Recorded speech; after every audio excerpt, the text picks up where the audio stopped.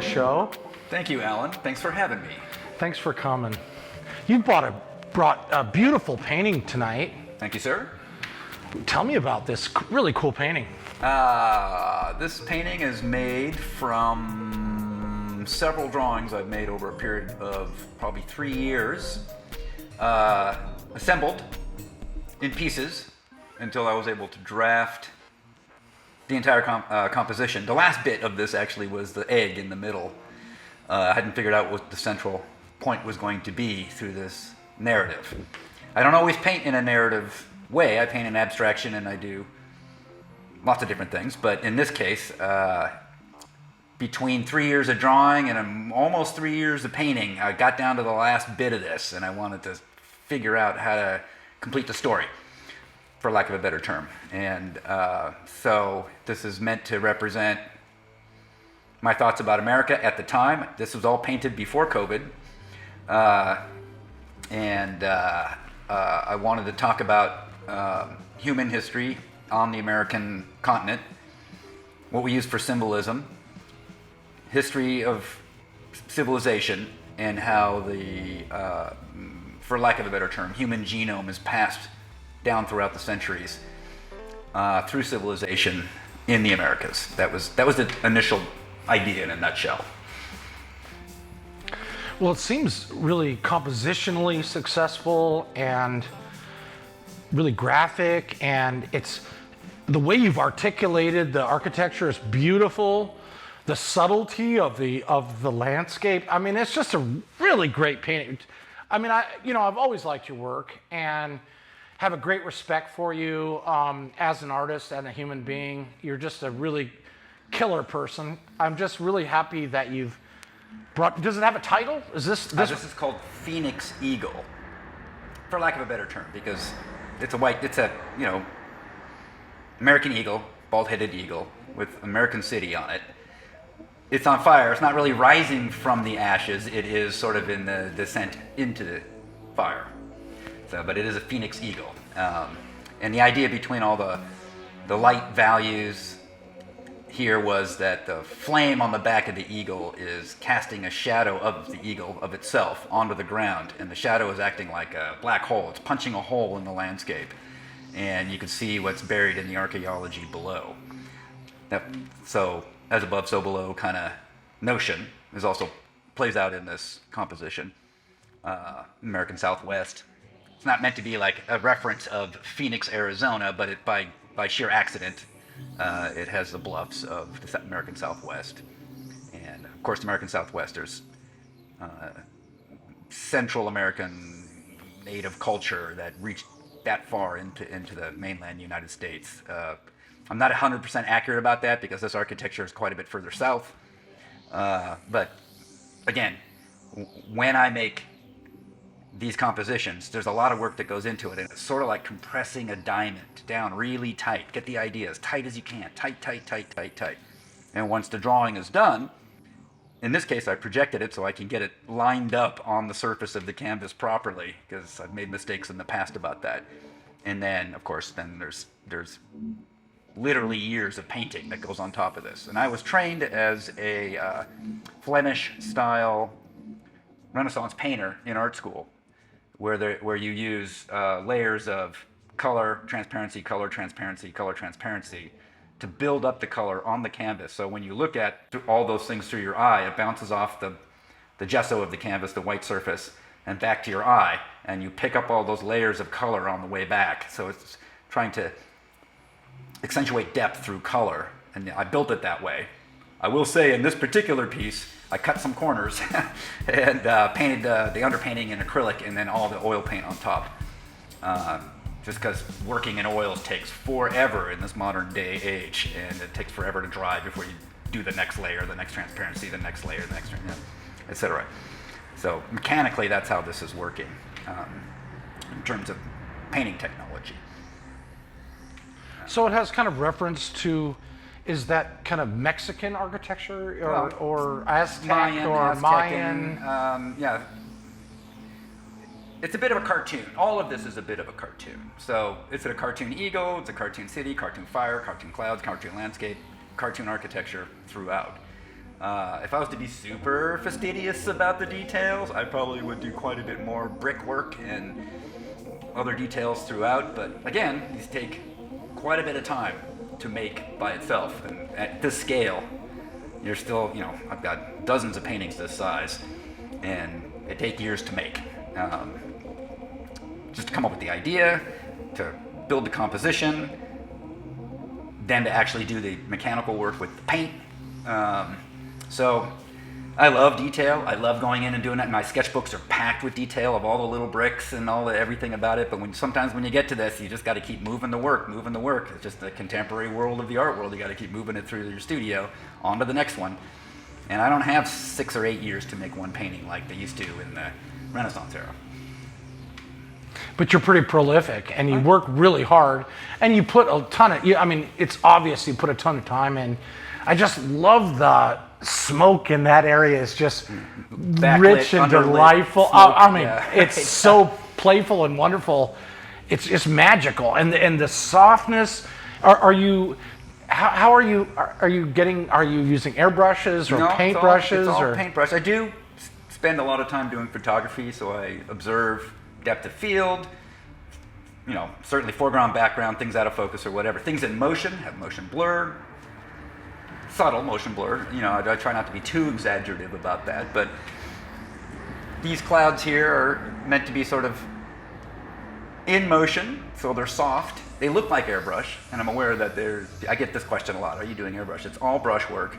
And through the layering of those colors and transparencies, you can blur sort of like a photograph, something in the foreground and something in the background. There's a depth of field play that works through here. So the background's a little soft. The harder stuff is what I want you to focus into. So I make those things really crisp. And the stuff that I kind of want you to fall back on, I make them a little bit blurrier. Now this is an earlier work. I've done some more sophisticated stuff in this particular process. And so I've 6 or 8 foot canvases, much bigger canvases that accentuate those principles that I work with. No, but I think it's really successful in this piece. So you have like a kind of a fetus thing held? Yeah. What is is there a story behind this piece? Loosely, not so specifically, the people that have lived here have passed on their generational knowledge and their genetic knowledge to the new inhabitants of the American continent, represented by this more modern city on top of the symbolism of what we think we are. But there still are people that were here that are part of that, and we've sort of discarded them. We've sort of put them at a lower level. But their sophistication has no doubt been here for thousands of years prior to us white people showing up. So this is sort of a metaphor of offering up what they have to offer to us. But at the same time, our parent society is sort of folding in on itself. So here's this bird that can fly. It is on fire. Is it worth offering this up? And what is the most sensitive thing that we can offer is our children, the simplicity of an egg of new hope. This is an open-ended story. There's no final thing. It's just observing the dilemma that we're in, essentially. So what's your overall philosophy for painting? You have such a rich intellect, and can you tell me about, is there an overarching approach? Because it seems like you have a pretty distinct style and a very deliberate approach. I do. You can. I play with it. When I see a Jeff Mihalyo, I think I can pick him out. Like, that's my buddy right there. That's Jeff Mihalyo. Yeah. So you're pretty consistent. Well, that of even course, though that you're a muralist and you've worked on, you're just gifted at so many aspects of the art world. Thank you. But I do have an internal philosophy that's sort of always in the works.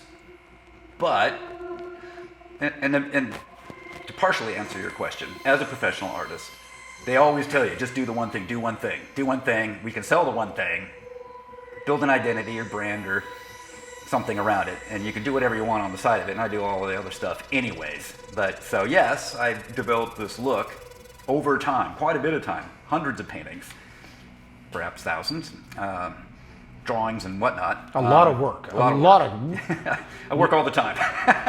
which I really appreciate. Your work ethic and your discipline is amazing. Yeah, right. So to answer the question, it's like we got to have something that is denotable. You can identify this artist's technique. So that's one aspect of it. I do sort of admit my stuff is a bit dark. I mean, I use a lot of real bright colors to kind of cheer up the notions of the darker ideas so that they appear sort of lighthearted and fun or cheery or almost candy colored, despite having sort of darker themes, darker observations of where we are in the contemporary human society and what we're going through now. And so there's a bit of play. It's kind of attention, but it's almost not attention because you can make really dark, surrealist things super bright. And that is so. And with this technique where you're doing color and transparency, you can build colors in certain ways that you can't squeeze out that color in a tube and apply it, or mix white to it and apply it and get this sort of electricity, this sort of luminosity, for lack of a better term. So, so I love playing with the color in that way. It's just so I have a dark image, compositionally correct, using traditional techniques, using modern supplies. I've arrived at these sort of a nexus of these sort of dimensions, and there's a lot of room to play in just in that alone. And every day I draw every day, I draw every day. I've been drawing every day for years. I got hundreds of sketchbooks, and most of the stuff doesn't make it to canvas. But I'll go back and look through them quite often from years ago and go, oh, that's what I was doing. Oh, I'll put it with this one, with that one, and kind of bang the stuff together again, kind of crushing it down like a diamond until I come up with these things. And a lot of times I'll forget what I was working on 10 years ago and go, oh, now I can solve this problem I've been working on for a while. Thinking about how us humans think about our society, our religion, our politics, our economies, our belief structures, history. I do a lot. Most of the time in the studio, I'm listening to history podcasts. So right now I'm doing history of Rome, history of Byzantium, ancient history, and modern American history, whilst I'm working. So a lot of these ideas that I'm sort of folding into in a cartoon way is sort of reinforced by the history depth that I go through. And most of the stuff, when I travel and I make work based on that, I'm going through art history. I got a punch card where I want to see these things. I've studied them. I'm going to go to that artist's house, that artist's gravesite, where they painted these paintings. And I go to museums that are about that artist. And all that folds in there too, because I'm coming from everything from a sort of visual art point of view, and architecture. There's a lot of architecture in my work, which I use as a metaphor for human civilization and sophistication, where we are now. Because even cave art, which I've seen with my own eyes, is very sophisticated with paint, but they're only really referencing animals. They're not referencing animals and hunting. They're not referencing much else, their town or even a location. There's very few maps in cave painting. I really appreciate your discipline in drawing. It seems like drawing is just really the essential framework of illustrating a story. And you're pretty well traveled. So are these the internal references, that kind of subconscious? For sure. Yes, I pull a lot of my experience and go, oh, I wonder if that's what these people felt, or wow, this is, how do we perceive these things that have happened 1,000, 2,000 years ago, 20,000 years ago, through our contemporary lens. I think all that information is available to us if you know what you're looking at. And I'm not necessarily well read, but I know some stuff, and I trace my own interests, and being there in person, there's always sort of a resonance of, man, for example, you go to Rome, you can see 2,000 years worth of architectural history, and there's a whole new city, a modern one, sitting on top of that. And if you know enough about how these things got built, where this is in this neighborhood, where the walls were, and the wars that got this civilization to be where it is and how we are affected by it 2,000 years later, even in our American civilization. So I can, again, crushing things down into a diamond idea. And these are just snapshots. They're just kind of a one-off by appearance if you're just walking past them. But they take so much time to sort of think about and compose and make. Like I make a bunch of these, and they're all kind of similarly themed, but different topics, if that makes sense. It makes a lot of sense. You have a piece of mine that of my work. It's much smaller. That also addresses very much those similar themes. A piece inspired from travels in Spain, going to Toledo, which is holy Toledo, and it's a hilltop town. They have these big advertisements all over Spain that are shaped like bowls. They're just big flat cardboard or signage for a local or regional alcohol, and it's sitting on top of something that looks like a city that burned down, and you're looking at the foundations of the city. And above it, there's a whole other city. So that's it's similarly themed as this in many ways. But these are also separated by several years. So I do kind of cycle back around on some of these ideas and re-examine them from different points of view. Well, I just love the color and the architecture and the imagery and the imagination. It's just fantastical, wonderful paintings. So what's do you have a personal history? What's your expression? What is there a point of origin that allowed you to make this beautiful work? How are you just naturally a genius, or how did you come from how did you get here? Parents and family that were historians and writers and readers. I don't read that much as a dyslexic. I get lost a lot of times in just trying to finish a paragraph or a book. And luckily we live in the modern age and you can get information from other sources, books on tape or whatnot. So I go down the rabbit hole of certain subjects I'm interested in, and been around and been through several different types of religions, and been rich, I've been poor. So personal experiences at multiple levels has informed my point of view on a lot of things. I'm sort of surprised at the way the world has turned, and I think a lot of people are. And so in many ways, much of the work that I was doing in the past sort of foreshadowed where we are now. So that's why I say sometimes the work seems dark, but we're living now through dark times. And so I wouldn't say I'm prognosticating necessarily, but I will go through my sketchbooks and go, oh wow, look at that. That was like, I drew that like a week before 9/11 or something. Like I do sort of follow the cultural memes in a way, because I read the news and pay attention to other types of media, movies and comic books and music, and and so because I have spent my whole years in my early years in school listening to teachers teach and sitting in the back drawing, I have this, I wouldn't say it's a superpower, but I have this ability to be able to concentrate on one thing while concentrating on this other thing, information coming in. So it's real easy for me to be in the studio and still absorb lots of information, or be at a coffee shop doing sketches and being able to hear all the conversations in the room and pick up on it. It's just kind of how it works. So there's sort of like two engines going on at the same time. One is like putting the stuff down, the other is sucking the information in. So it works in these, somewhere in the middle. Hopefully you come up with something that's meaningful and insightful and creative and for others. It's not just for me, but there is, clearly I'm doing something personal at the same time. Definitely. And you have this kind of almost romantic, nostalgic approach to your painting, but you have digital work and you have audio. You make music. Your art extends. Yes, it to does. To a large. Your intellect extends out into the world it manifests in different ways. Right. I've been paid through corporations to do stuff for a bunch of local big software companies. I've had my own software company where my art is part of the products we put out.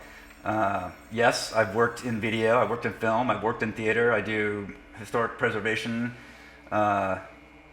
through connections. You know, people go, oh, I know that guy, this guy can do a thing. I just returned recently from a trip in Oregon where they're having me examine a damaged piece of artwork where I'll have to fix the substrate and replicate now deceased but existing artist artwork to match their stuff. And because I can do, you know, some of my jobs are like house painting, but it's pretty high-end specialty finishes. So you have to kind of understand the chemistry, who makes it, what does it react with. And yes, I apply that in my art, but there's a practical thing to it. And yes, code is the same way. You can make websites, you can do kiosks, you can work in media and almost any kind if you kind of can have your fingers or your toes in a bunch of different things. I'm a little bit of a Swiss Army knife, a master at certain things, but it's nice to be able to also, by the way, that also very much informs some of the things I do in physical artwork. So if I can find a job or a gig or some sort of project I'm working on where I learn stuff, I can fold that information, those experiences into, you know, making that diamond. How, you know, like how does that represent it? How can I simplify that idea, the experience that I had, into something tight, draw it out, compose it. It could be a painting, could be a 3D model, could be augmented reality, could be a video. But I'm not proprietary about it. I'm happy to make videos about the art that I make. And plenty of people have said, well, why are you giving your secrets away? I'm like, they're not secrets. And like, nothing is really new under the sun. Go and make one. Here's how I did it. Have fun, you know. So I'm not proprietary about this. I'll teach anybody how to do this. And then it'll be up to you to spend time and effort and energy and costs and to do it yourself. And then we'll see what you come up with. Definitely. So you're a good teacher as well as an originator. So where do we go from here? I know we have wonderful talks on politics and sociology and religion and philosophy and psychology. Where are we and where are we going? And where are you going personally? Tough times for artists in these climates these days, unless you were already vetted into systems for which you can operate in. If you're out there in the Wild West, in the frontier, at least where I'm at, it's a lot of shifting ground, and you have to use your resources and your connections to kind of hop around and stay alive, keep your head above the rising tides. So I don't really have an answer for you, because every day I get up and go, well, how am I going to get through this day? And it's quite often a place where I go to at the end of the day after I've done all the things I have to. Everyone's asleep. I'm up late. I'll just keep working on art. I wish I could spend all day doing this. It'd be great if I could, but just the reality is, you know, we live in an expensive town, and everything is shifting out from under us all the time, and you have to be able to adjust quickly. And so, I mean, I'm not ashamed to do websites. I don't really want to, quote unquote, work for an organization if I can help it, but I have.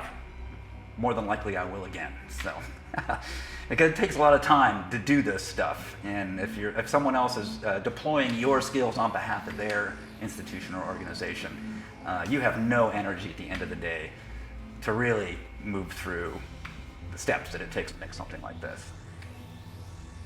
I don't have an answer. I'm just trying to stay alive, stay conscious, stay present, stay current as best I can, given the conditions that we're in any given day. I think that's a great answer.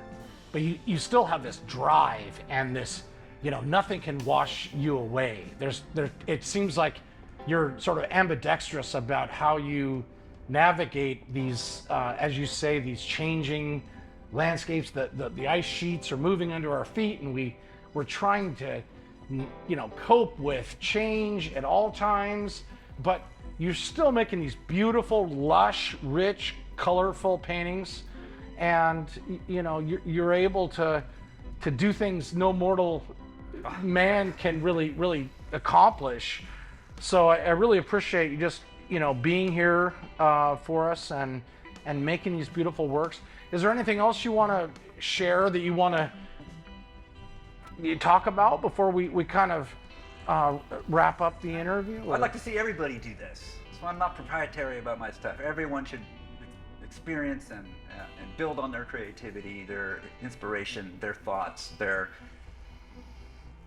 inspirations, and not, for lack of a better term, sell out to someone else's idea of who you should be and what you're worth, defined by somebody else. And if we all on planet Earth did that, I think we could change a lot. I think it would be a better place for most people to live, and we would give quite a bit of hope for those that are the hopeless right now, because we have a lot of hopelessness in the world. And we're not giving any of these people a chance to express themselves and in a healthy way that helps our society grow, our humanity grow, our spirit thrive.